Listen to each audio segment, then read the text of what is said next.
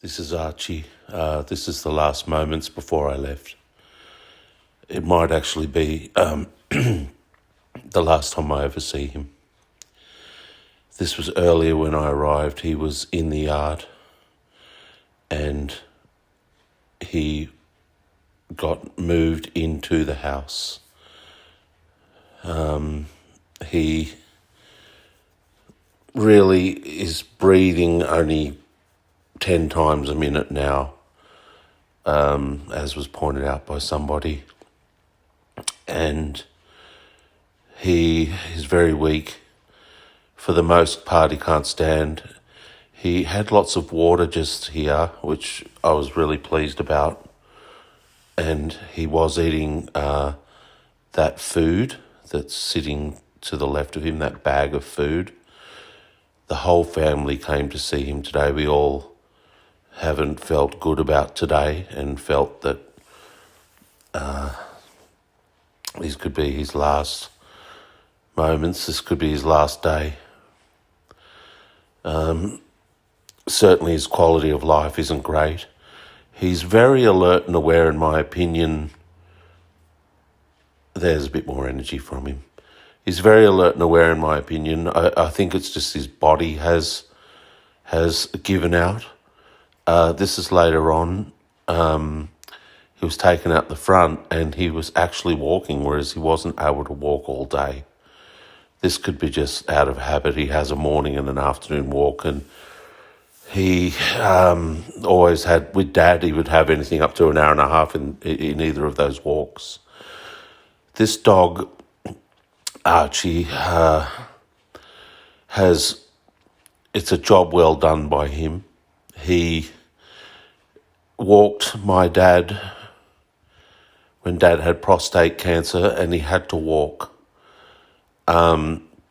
Dad lost a tremendous amount of weight walking the dog an hour and a half in the morning and night. Dad got tremendous pleasure from being around this dog, Archie. And Archie, Dad also had 2 knee replacements after he had prostate cancer. And he got an extra 10 years of life, probably because of this dog.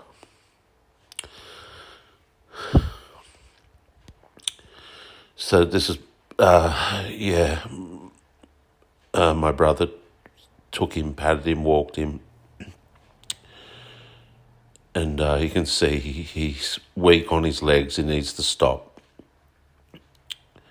He didn't actually have a very long walk tonight. I think I filmed the entire walk, and you'll see it's just a very couple of minutes. But because it's his habit to walk, here he is. He's got strength to do it. And we want him to do it. I hope he really liked it. I think at this point all his organs are shutting down. He was shaking most of today. He's very weak on his legs, and even on the grass now, he's ending up in 4-way splits. Like his legs, it used to just be on the slippery tiles. He'd come home and he had tried walking on the slippery tiles, and all 4 of his legs go into the splits position. He just lies there barking until someone picks him up. Well, that happened yesterday on the grass. And it even happened again tonight. He was lying on one bed inside after this walk. And we went out of the room for 2 minutes, came back. He'd tried to stand up to walk to the other bed, and his front legs were in the splits, and he was on the ground. And he didn't even bark.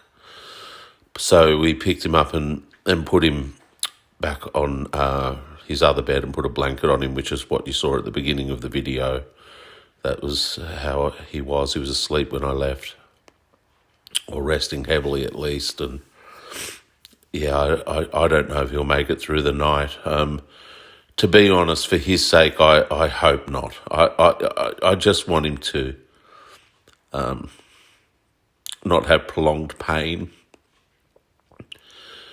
not have a long, painful death. I just want him to go away in his sleep tonight. That would be ideal. I don't want him to die, but he, other than for his own benefit, He's 16 and he's looked after everybody in this family in his own way. He has done a tremendous job. He was a care dog for somebody else for the first 2 years of his life.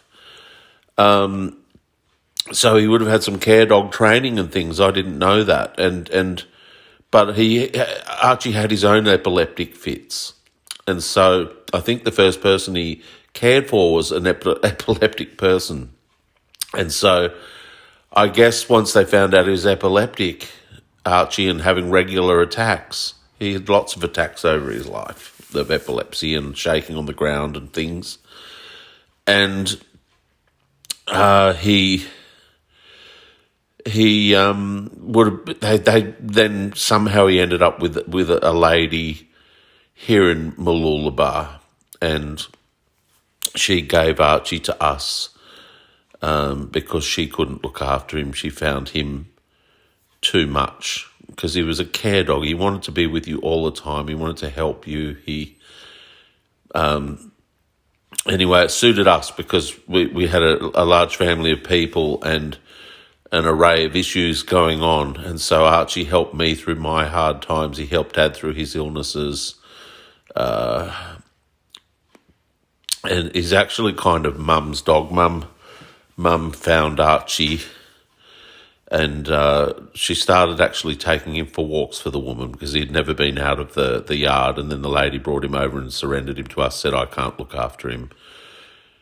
I can't deal with him. And unfortunately, he had been not fed and not walked and whatever. He was only 19 kilos when he came to our place, and Dad built him up to his weight of 30 kilos, his healthy weight, and then maintained that weight and let him get overweight or whatever. Look at the poor boy limping. Oh. And it took, he never got over those years of hardship with that other owner. He was an anxious dog for, even when we had him, despite the fact that he was treated very well by us. But he was Mum's dog. Mum saved him, so to speak, and Mum was the one that the lady surrendered the dog to. But originally, when he first got given to us, Mum and Dad had to go overseas for a couple of months, and I was in Queensland, and so he actually bonded with me first. And I was with him for a long time. Then I went back interstate. So I don't know. He's such a good dog. I just want him to die peacefully. This is when my brother and Mum, they gave him some food and cheese, and he ate all the cheese. He loved it. In fact, they gave him another serve. At this point, anything he eats, they give him anything he wants. So it's actually very difficult for Archie to stand and eat this. He seems like on this tile floor, he can go into the splits at any time, 4-way splits. And but anyway, he got up, he ate his food, and he absolutely loved that cheese, and he was very alert at the time. Kept looking at me like he does. He looks you straight in the eyes, and